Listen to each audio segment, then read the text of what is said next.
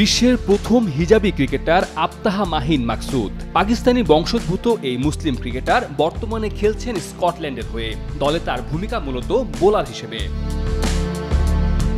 পরিবারের কারো জোরাজুরিতে নয়, নিজের পছন্দেই হিজাব বেছে নিয়েছেন আবতাহা মাকসুদ। মাত্র 11 বছর বয়সে বাবা মার সঙ্গে হজে যান এই নারী ক্রিকেটার। তখন থেকেই হিজাবের ব্যাপারে সিরিয়াস হন তিনি।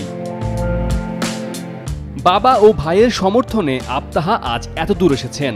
আবতাহা মাকসুদ চান বিশ্বের অন্য মুসলিম মেয়েরাও যেন তাকে দেখে ক্রিকেটে এগিয়ে আসে। মাত্র 11 বছর বয়সে স্থানীয় ক্লাবে খেলার মাধ্যমে তার ক্রিকেট ক্যারিয়ার শুরু হয়। 4 মাসের মধ্যে মাত্র 12 বছর বয়সে ডাক পান স্কটল্যান্ড অনূর্ধ্ব 17 দলে। 2018 সালে মাত্র 19 বছর বয়সে স্কটল্যান্ডের হয়ে তার অভিষেক হয়। বর্তমানে তার বয়স 24 বছর।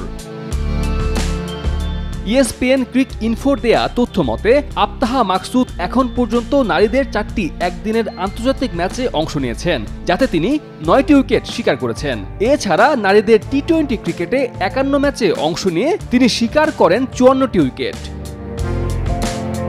ক্রিকেটের বাইরে আরও একটা পরিচয় আছে আবতাহা মাকসুদের। তাইকোয়ান্ডোতে তিনি দুর্দান্ত, ব্ল্যাক বেল্টও আছে তার। গোটা বিশ্বের যেসব নারী ধর্মীয় ও সামাজিক বিধিনিষেধের কারণে ইচ্ছা থাকা সত্ত্বেও ক্রিকেট সহ নানা পেশায় আসতে পারেন না, তাদের জন্য যেন উদাহরণ আবতাহা মাকসুদ।